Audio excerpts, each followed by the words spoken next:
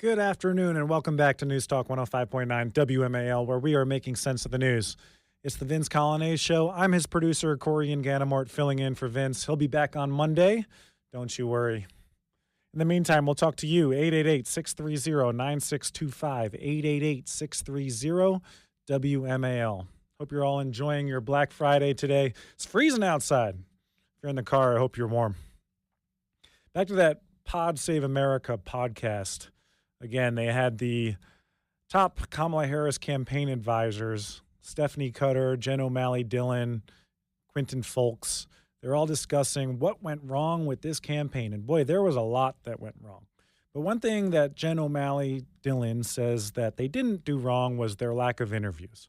Because according to her, they did do interviews.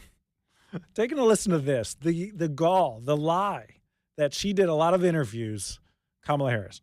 I would say, I mean, look, I am not media hater by any measure. And I think that, you know, we women don't get far in life talking about double standards. So that's not the point. But I do think a narrative, 107 days, 2 weeks up because of a hurricane, 2 weeks talking about how she didn't do interviews, which, you know, she was doing plenty, but we were doing in our own way. We had to, you know, be the nominee, had to find a running mate and do a rollout. I mean, there was all these things that you kind of want to factor in, but real people heard in some way that we were not going to have interviews, which was both not true and also so counter to any kind of standard that was put on Trump that I think that was a problem. And then on top of that, we would do an interview, and to Stephanie's point, the questions were small and processy and about like dumb.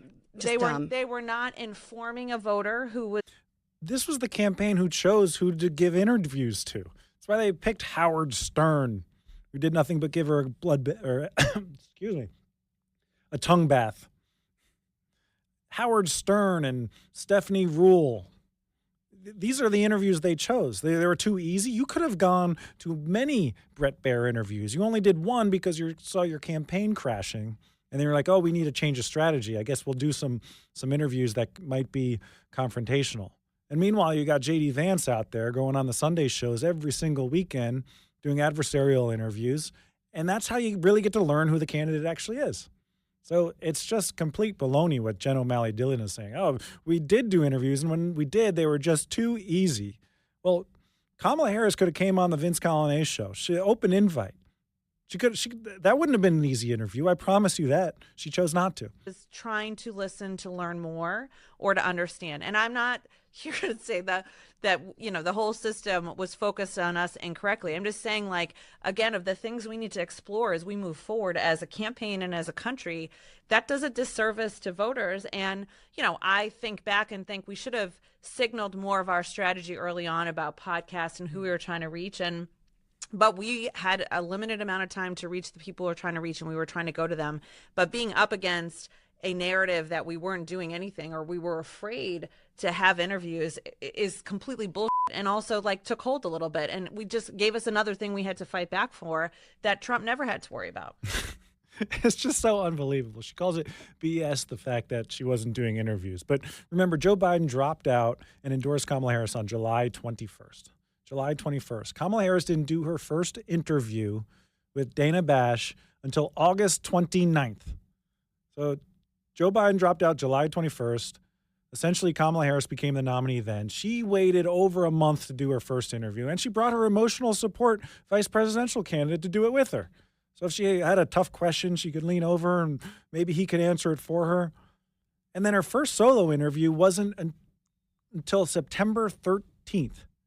39 days after her first interview as potential POTUS candidate. It's just unbelievable how they would say she was doing interviews.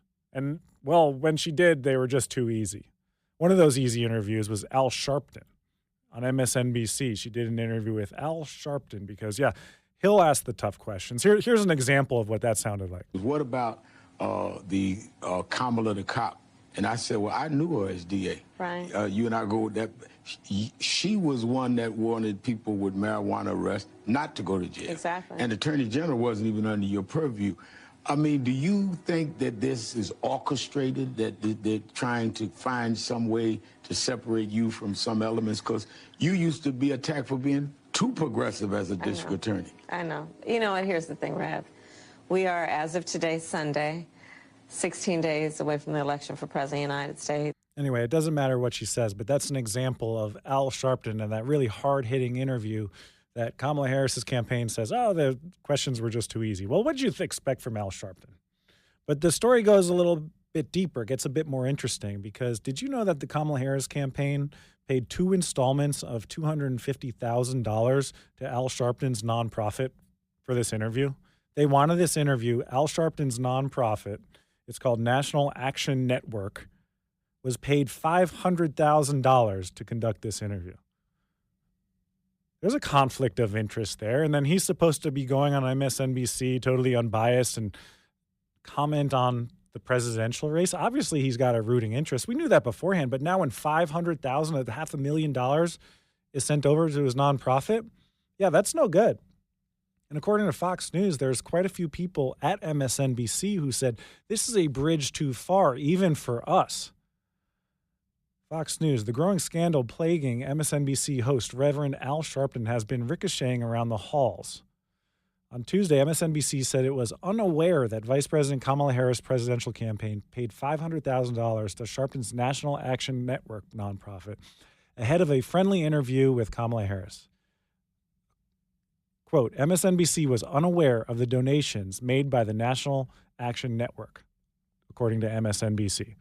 And this is the Washington Free Beacon getting this story. Chuck Ross was the first to learn of it. Great journalist at the National Free Beacon, a frequent guest of this show. So Harris sat down for a friendly interview on October 20th with Sharpton, an open supporter of Harris and the Democratic Party. Following Harris's defeat by former President Trump, FEC filings revealed the Harris campaign gave 2 $250,000 donations to Sharpton's nonprofit. A unnamed employee at MSNBC, it would be nice if we got their name, they didn't want to be on the record, said, no one's surprised that anybody at MSNBC was rooting for Harris, but this feels like another level of nonsense. Like, you're kidding me, right? This is weird. So even MSNBC employees are having an issue with that. And what's interesting is that Bill D'Agostino of Newsbusters at the Media Research Center has noticed that MSNBC hasn't been having Al Sharpton on the air that often lately. He wrote a column, Al Sharpton's MSNBC appearances reduced after Harris campaign payment scandal. Longtime host Al Sharpton has seen his guest appearances on MSNBC cut nearly in half following a scandal, which we just talked about. The Free Beacon's Chuck Ross wrote that Sharpton did not disclose payments from the Harris campaign during either segment with the candidate. Of course, if you're doing this interview, you should be disclosing that you're getting paid for it. Maybe Oprah Winfrey should have been disclosing that as well when she was paid $1 million to host her best friend, trying to get her across the finish line. MSNBC was so excited about Sharpton's interview that they promoted it at least 17 times in the 4 days surrounding it, according to a review. 3 of those instances involved guest appearances by Sharpton himself, in which he fielded questions about his conversation with Harris and accepted praise for his marvelous work. Yet again, didn't disclose that he was paid for it. Sharpton has been a recurring character on liberal cable network, not only on his own program, but also a routine guest on Morning Joe, Deadline, The White House. From October 1st through November 11th, the day before the Free Beacon's expose broke, he enjoyed 30 guest spots on MSNBC shows. By contrast, since November 12th, after this was revealed, he's only had 6 appearances on the network. So they're quiet quitting him. They even know that this is a problem for the network. So there you go. That's MSNBC. And again, we've talked about how they have a whole bunch of financial struggles. They are dealing with it. Elon Musk has teased of even buying them. So we'll see where this goes, but they're in a bunch of hot water right now. You see, Donald Trump is starting to work and negotiate with Justin Trudeau and Claudia Sheinbaum, both of Canada and Mexico, respectively. He was threatening tariffs If you remember on a campaign stop in North Carolina, 1 week before the election, he said basically, hey, Mexico, hey, Canada, get your borders in order. Otherwise, we're going to tariff the heck out of you. Start with 25%, then make it 50, 75, 100%. This is him on the campaign trail, and it's already paying off. And I'm going to get to this at the other side of this audio. Now we have a new president in Mexico. Supposed a very nice woman. They say I haven't met her. And I'm going to inform her on day one or sooner that if they don't stop this onslaught of criminals and drugs coming into our country, I'm going to immediately impose a 25% tariff on everything they send in to the United States of America.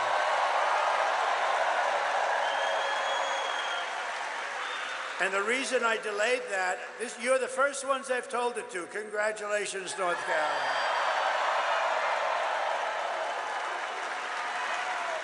And it's only got a 100% chance of working, because if that doesn't work, I'll make it 50. And if that doesn't work, I'll make it 75 for the tough guys. And I'll make it 100. Then I'll make it 100. Don't you love that the adults are back in charge? Well, that threat is already paying off. You know, the left is all going crazy. Oh, tariffs just makes things more expensive. Well, tariffs are a detriment to actually make Mexico close their borders, Canada close their borders, get fairer trade. And the idea is not to impose the tariffs. We hope we don't have to. The idea is to get them to do what we are asking them to. And if you don't, well, then you got tariffs, because the president has these tools to negotiate, and he's using them. Well, Donald Trump took to Twitter yesterday. Actually, I'm sorry, this was on Wednesday, said that he had a meeting, a phone call with Claudia Sheinbaum. I believe this was the first time that they spoke. And he said, she has agreed to stop migration through Mexico and into the United States, effectively closing our southern border.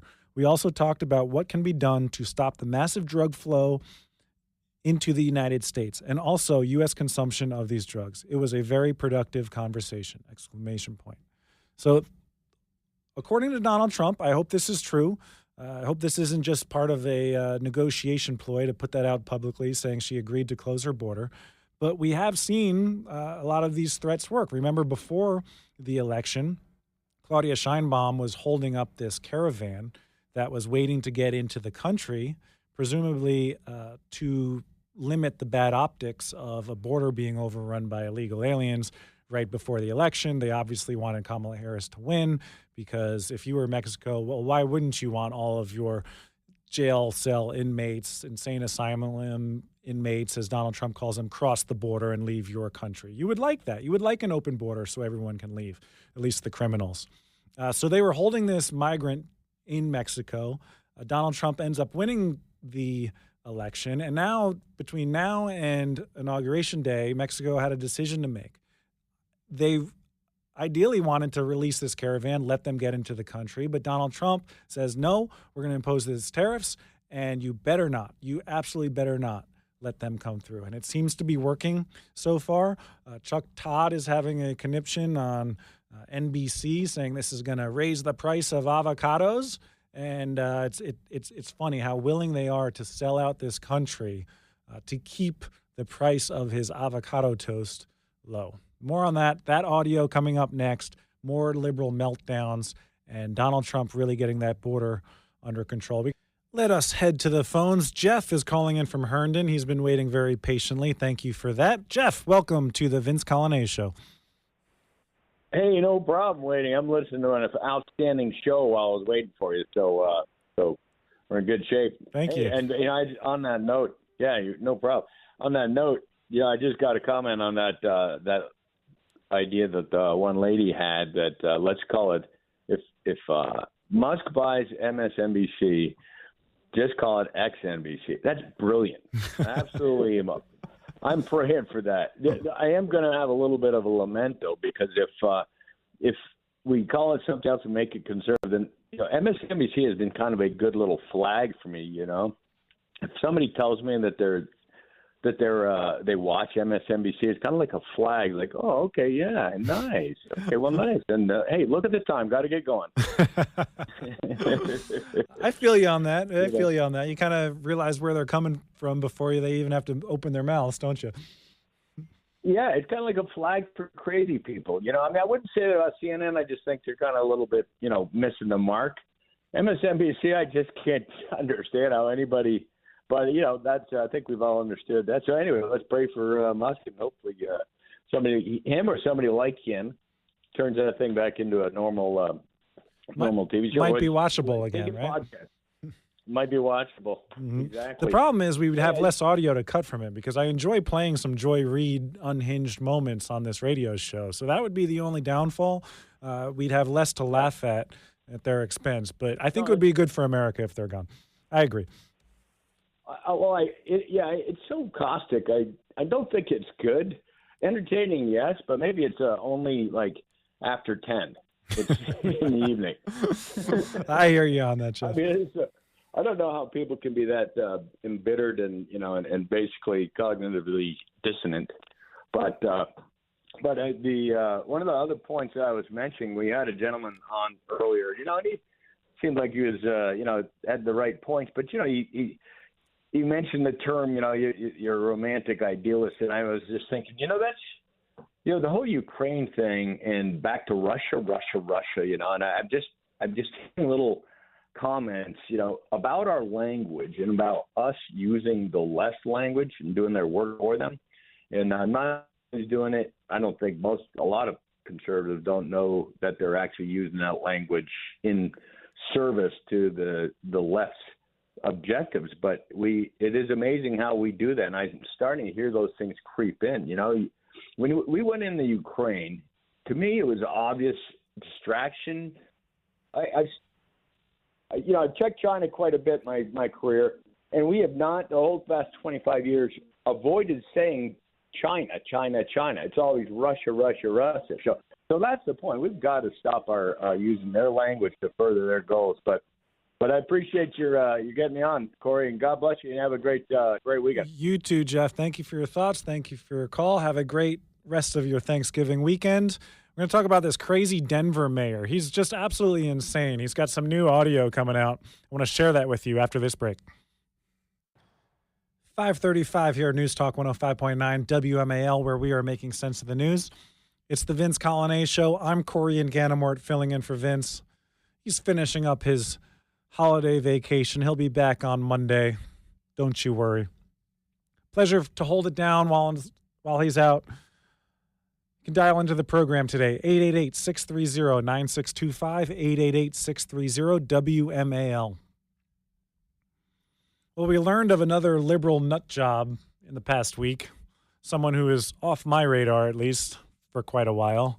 The Denver mayor, Mike Johnston is his name. Did you see what he said last week? Now that we have a real president coming into office and a real border czar, Tom Homan, who says, we're coming into your city, whether you're a sanctuary city or not.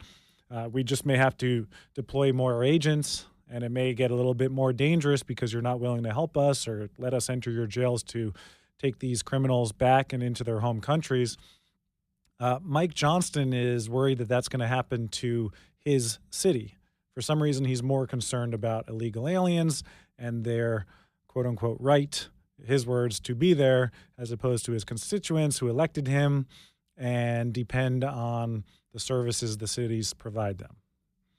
So Mike Johnston was out there last week in response to Tom Homan saying that he's going to come into the cities and to deport the illegal aliens. He said, well, he's going to stage a insurrection. Sounds pretty insurrection-y to me. This is what he said.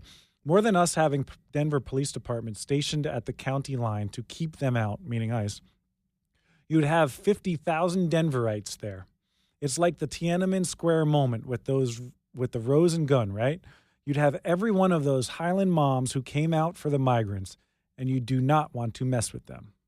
So in other words, if ICE comes in to deport the aliens who are not there legally, he's going to stage an insurrection.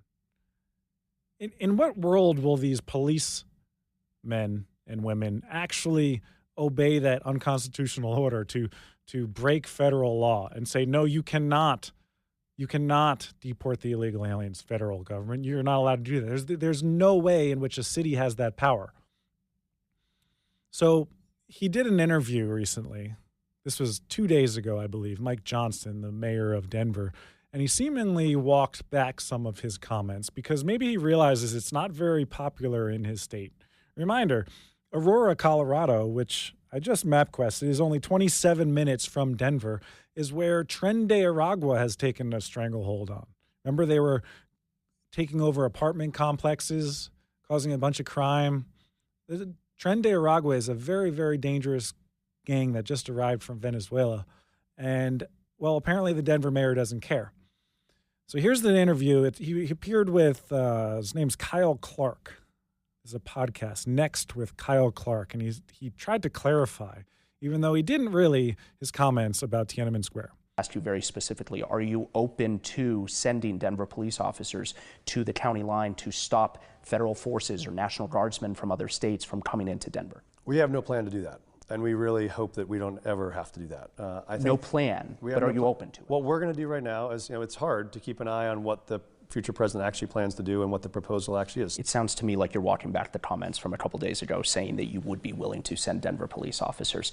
Do you regret making those comments and now getting questions like this? Would I have taken it back if I could? Yes, I probably wouldn't have used that image because that's an image I hope we can avoid. What I was trying to say is this is an outcome I hope we can avoid in this country. I think none of us want that. You talk about civil disobedience. You've mentioned that a couple of times now. Would you be willing to participate in those as the mayor of Denver? Would you be willing to go out and protest these things? I would. If I believe that our residents are having their rights violated, if I think things are happening that are illegal or immoral or un-American in our city, I would certainly protest it, and I would expect other residents would do the same. Really looking out for the Denverites of your city, the ones who are legally there to be there. And he says he would protest, a little bit different from the insurrection that he promised, that he'll have the police department and him stopping the ICE agents from actually deporting them. He said he'd protest, so he's walking it back. And he also says in this interview that he's willing to be arrested in order to protect illegal aliens for their quote-unquote right to be there. I would certainly protest it, and I would expect other residents would do the same. Trump's new border czar, Tom Homan, has said that he is willing to arrest leaders like yourself for standing in the way of these policies that they want to enact. Would you be willing to go to jail for these things? Yeah, I'm not afraid of that. And I'm also not seeking that. I think the goal is we want to be able to negotiate with reasonable people how to solve hard problems. Republican and Democratic presidents in the past have all tried to find solutions to these problems. President Reagan helped people get access to work so they could stay and support themselves. Biden and Harris worked on restricting entry at the border to close down. There are a lot of ways to approach this problem. We don't think it has to come to this. But yeah, I think when you look at, Ralph Carr has always been one of my heroes. He was the governor who in the middle of the internment of Japanese Americans said this was the wrong thing to do. And he stood up. It was unpopular. People were mad at him about it. That was in the middle of wartime. If the president or any of his actors are going to do things that we think are illegal or immoral or un-American, we'll stand up against them. Well, it sounds like Mike Johnson is the one doing the illegal action here, betraying the federal law and saying he's not going to allow Tom Homan to do what he was appointed to do, constitutionally, legally. Got a phone call coming in. Bob is on line 2 in Upper Marlboro, wants to weigh in on this topic. Bob, welcome to the Vince Colonnese Show. Oh, thank you very much. It's a pleasure to speak with you. You do a great job. Thank you. My solution to the Denver mayor is very simple. He's interfering with a federal officer. He should be arrested, taken to Pelican Bay, put in general population while he waits his trial. I like that. I like that a lot. Yeah, it works for me, and it'll certainly send a message to New York, Massachusetts, and whatever else. You want to play hardball, we'll play hardball. I think Bob deserves a role in the administration. Maybe Tom Homan can appoint Bob from Upper Marlboro to help out in this administration. Thank you for the contribution, Bob. Have a great rest of your Thanksgiving weekend. Thank you for being there for us. Stay safe and healthy. Bye. You too. Bye-bye. So Mike Johnson says he's willing to be arrested. Tom Homan was asked about this on Wednesday on Sean Hannity. He said, well, it appears that Mike Johnson and I have something in common. He's willing to be arrested, and I'm willing to arrest him. Tom, you heard this mayor out there in Colorado. I want to get your reaction to it, and I want you to be clear about who has jurisdiction, the federal government or state and local governments. And if you're a sanctuary state or city, are you breaking the law? You're absolutely breaking the law. All you have to do is look at Arizona versus U.S. You'll see he's breaking the law. But look, me and the Denver mayor, we agree on one thing. He's willing to go to jail. I'm willing to put him in jail.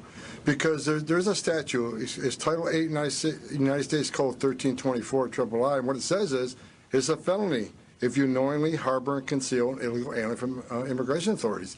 It's also a felony to impede a federal law enforcement officer. So if we don't want to help, that's fine. He can get the hell out of the way. But we're going to go do the job. President Trump has a mandate for American people. We got to secure this country. We got to save American lives. And I find it shocking that any mayor of a city would say, President Trump's been clear. We want to concentrate on public safety threats and national security threats. I find it hard to believe that any mayor or governor would say they don't want public safety threats removed from their neighborhoods. I mean, I don't know what the hell is going on in Denver, but we're going to go and we're going to fix it. If you don't want to fix it, if you don't want to protect his communities, President Trump and ICE will. It's awesome to hear. Finally, we have a real border czar. Tom Homan takes no nonsense. He means business, and he truly believes in the mission. I'm so thankful we don't have a border czar anymore and named Kamala Harris and a Department of Homeland Security Secretary Alejandro Mayorkas, who just belittles and mocks these border agents for just trying to do their job. Remember Mayorkas? He bought along, even though he knew it was false. He told the public about the Haitian whipping hoax that was made up. He knew that the story was false, yet he did a press conference slamming these agents who, quote unquote, whipped Haitian migrants at the Texas border. It's completely disrespectful. And Tom Homan, I've read plenty of reports that from Bill Malugin and others that the border agents, the morale is just so much higher now because he'll actually allow them to do their job and not just make sandwiches and process paperwork for all the illegal aliens coming across. So props to Tom Homan. Rand Paul was on Face the Nation this past week reacting to this Denver mayor, Mike Johnson. He said, this to me sounds like an insurrection. That the mayor of Denver, if he's going to resist federal law, which there's a long-standing history of the supremacy of federal law, if he's going to resist that, it will go all the way to the Supreme Court.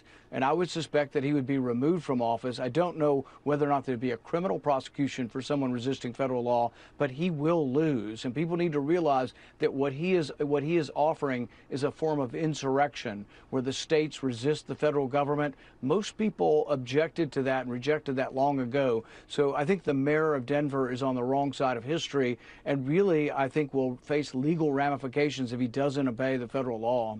I wonder if there'll be a committee made for this to investigate the insurrection that Mike Johnson is planning. You think there'll be some maybe primetime coverage at night produced by ABC? You think we'll ever hear this?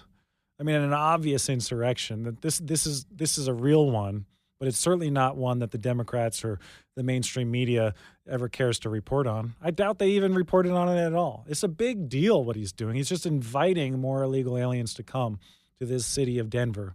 And again, a place where Tren de Aragua took stranglehold just 27 minutes down the road. I'm sure there's plenty in Denver as well. So Tom Homan, he's been doing the rounds in the media. He's just such a great advocate for the administration and the rule of law. He was on Mark Levin's show this past week on Life, Liberty, and Levin. Great show. I try to tune in as often as I can. He said he's actually been getting death threats because he wants to enforce the law. Tom Homan, standing up for you and I guarantee you it's not the illegal aliens sending the death threats. It's the progressive left, crazy, probably older white women, honestly. And they likely live in Arlington or Alexandria, sending him death threats. This administration's turned this world upside down. So now I'm being attacked, right? I got death threats. My family's not even living in my home right now. So all of a sudden, the guys who want to enforce the law are the bad guys.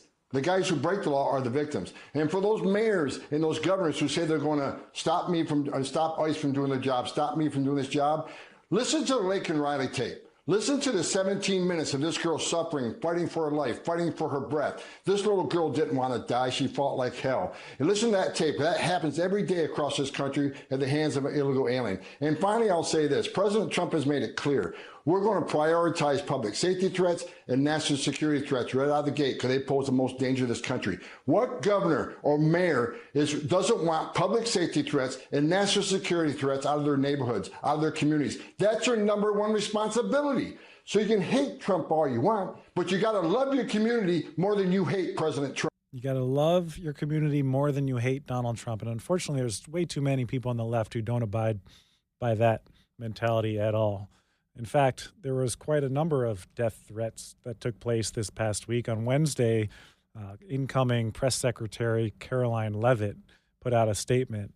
On Wednesday, she said, last night and this morning, several of President Trump's cabinet nominees and administration appointees were targeted in violent, un-American threats to their lives and those who live with them. Yes, swatting is a big problem, extremely dangerous. It's where someone can just call in 911, make a fake report. A lot of times it's domestic violence type of thing. Oh, this man is threatening me with a gun, and then the SWAT team comes in, knocks down the doors, guns drawn. Very, very dangerous, very chaotic. And if you're on the receiving end of that, I talked to somebody I know recently who experienced a swatting situation. It's terrifying. And if you don't react the exact same way, who knows, in a panic situation, you reach for something. These people don't have warrants when they break through the door. They don't show it to you. You can react kind of crazy. And people have died because of it. And so a number of threats went out. Among those were targeted were Elise Stefanik. So he's going to be the next ambassador to the United Nations. Matt Gaetz, formerly the nominee for Attorney General. Lori Chavez DeRaymer is going to lead the Department of Labor. Former Congressman Lee Zeldin, who's going to be leading the EPA. And even Pete Hegseth, picked to lead the Department of Defense. So clearly a targeted attack at Donald Trump's appointees. Some deranged leftists care more about destroying this country than protecting it. And props to Tom Homan for speaking truth. We're going to take a quick break. We're going to head over to traffic in the Hadid Carpet Cleaning Traffic Center. Don Jr. broke some news this week. He said about podcasters, they may be joining the press briefing next room. And wait till you see what Airbnb, at least a few members of Airbnb, are trying to do for this inauguration coming up. You have to laugh at it right after this break. So the mainstream media is losing its grip on control. They can't control the narrative anymore, as there are third parties, podcasters, X, all having much bigger influence on the political landscape right now. Axios CEO Jim Vandehei had an absolute meltdown the other day about Elon Musk. He says he's not the media. He's not the media. Well, what's going to upset him even more is that Don Jr. told Michael Knowles this past week that Trump is considering having podcasters join the press room. But I wonder now, as your father is assembling his team, as maybe Caroline Leavitt is looking at the new press briefing room chart, maybe it's time to reorder that chart and maybe take away some people's seats. So we're going to break some news here, because I literally had this conversation. I was flying back.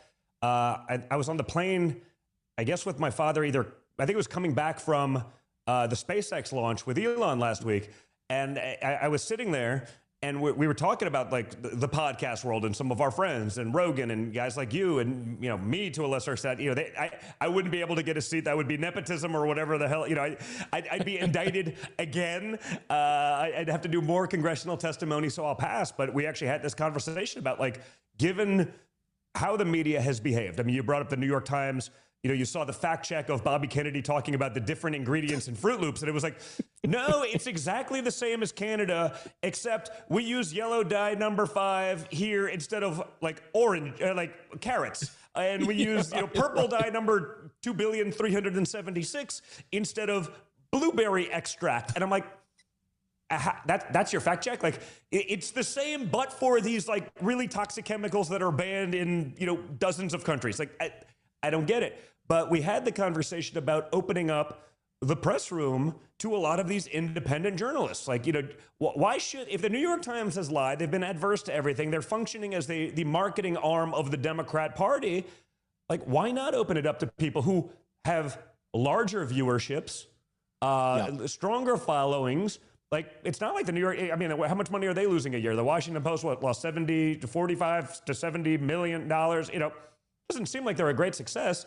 So just because they've been there longer, it's like the way Congress functions. Like, you get a committee, not because you know anything about banking, but because you've been there longer. And it's like, doesn't seem like a great way to do things. So we've had that conversation. Like, that's a great idea, Don. I was like, I think we should do this. And so that's going to be real interesting if podcasters have access to the White House. Meanwhile, an Airbnb in D.C., residents are calling for an Airbnb blackout for the inauguration. They want to stick it to Trump supporters.